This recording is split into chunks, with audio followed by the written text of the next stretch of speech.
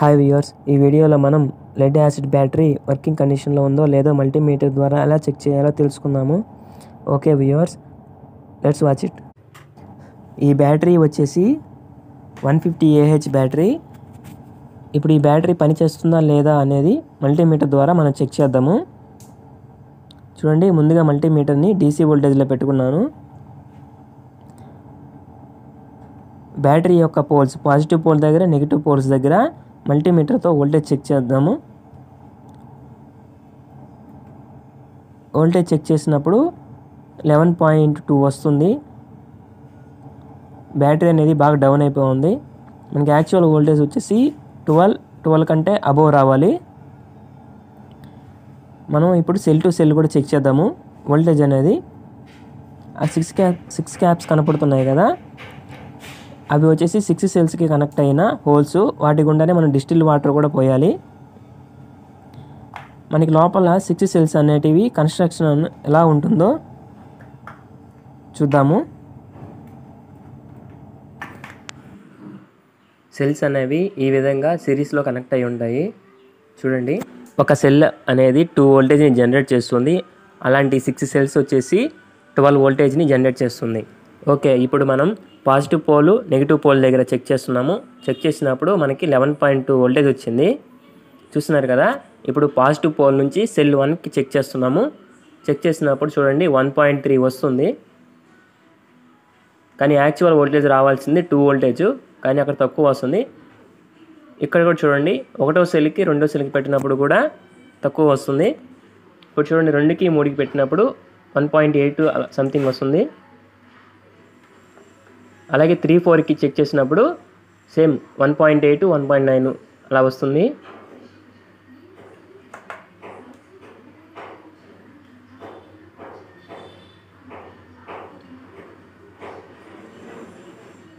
Four 5కి check చేసినా కూడా సేమ్ అలానే వచ్చింది.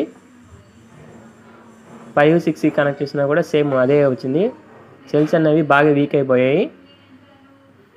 ఇప్పుడు చూడండి, నెగిటివ్ పోల్కి 6 సెల్కి కనెక్ట్ చేసినప్పుడు మనకి అక్కడ వోల్టేజ్ అనేది సరిగ్గా రావడం లేదు. అంటే అక్కడ మనకి లోపల సెల్ అనేది కట్ అయిపోతుంది. ఇక ఈ బ్యాటరీ అనేది పనికిరాదు వ్యూవర్స్, ఎందుకంటే 6 సెల్ దగ్గర అలాగే నెగిటివ్ పోల్ దగ్గర కనెక్షన్ అనేది ఓపెన్ అయిపోయింది. అందువల్ల ఇంకా ఇది పనికిరాదు. దీన్ని బ్యాటరీ షాప్లో ఇచ్చేస్తే 4,000 దాకా అమౌంట్ ఇస్తారు. న్యూ బ్యాటరీ వచ్చేసి 13,000 పడుతుంది.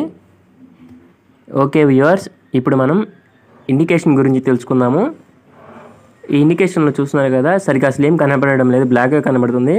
యాక్చువల్గా గ్రీన్, వైట్, రెడ్గా కనబడతాయి. మనకి ఆ ఇండికేషన్లో గ్రీన్ కనపడినప్పుడు ఓకే, బ్యాటరీ అనేది ఫుల్ ఛార్జ్లో ఉందన్నట్టు అర్థం.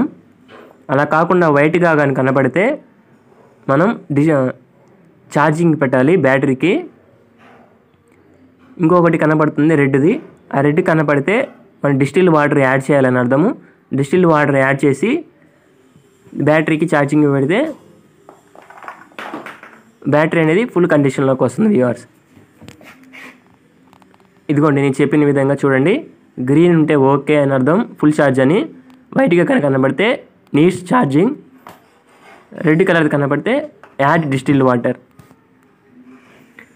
ఓకే వ్యూవర్స్, అర్థమైంది అనుకుంటున్నాను. అలాగే ఇంకొక విధంగా బ్యాటరీకి ఛార్జ్ ఉందో లేదో చెక్ చేయాలంటే ఒక చిన్న కేబుల్ తీసుకొని ప్లస్ వైర్కి పెట్టి వెంటనే మైనస్ దగ్గర అలా పెట్టి అలా తీసేయాలి. దీనిని కొద్దిగా ఎలక్ట్రికల్ నాలెడ్జ్ ఉన్న వాళ్ళు మాత్రమే ట్రై చేయాలి. చూస్తున్నారా, స్పార్క్ అనేది వస్తుంది.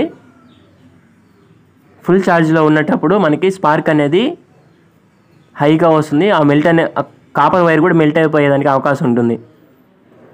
దీనిని మాత్రం ఎలక్ట్రికల్ నాలెడ్జ్ ఉన్న వాళ్ళు మాత్రమే ట్రై చేయండి.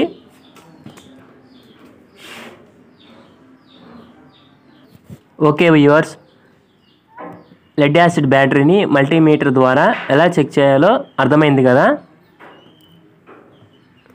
ఈ వీడియోలో మనం చెక్ చేసిన బ్యాటరీ కెపాసిటీ వచ్చేసి 150 Ah. చాలామందికి ఏహెచ్ అంటే డౌట్ ఉంటుంది కదా వ్యూవర్స్. అంటే ఏం లేదు, మనం కరెంట్ని ఏహెచ్ అంటే మనం కరెంట్ని యాంప్స్లో మెజర్ చేస్తాము. అవి ఏ అంటే యాంప్స్ అని అర్థము, హెచ్ అంటే హవర్ అని అర్థము. అంటే 150 యాంప్స్ గల లోడ్ని మనం 1 గంట మాత్రమే వాడగలుగుతాము అని అర్థము. ఇప్పుడు 150 యాంప్స్ గల లోడ్ని మనం 1 గంట వాడితే 75 యాంప్స్ గల లోడ్ని మనము 2 గంటల్లో వాడతాము. 37 యాంప్స్ గల లోడ్ని 3 గంటల్లో వాడతాము. అలాగే 18 యాంప్స్ గల లోడ్ని మనం 5 గంటలు వాడతాము. అలాగే 9 యాంప్స్ గల లోడ్ని మనం 6 గంటలు వాడతాము. అలాగే 4 యాంప్స్ గల లోడ్ని మనం 7 గంటలు వాడతాం. ఓకే వ్యూవర్స్, అర్థమైంది అనుకుంటున్నాను. ఇలాంటి మరిన్ని వీడియోస్ కోసం మన ఛానల్ని సబ్స్క్రైబ్ చేసుకోండి. Thank you.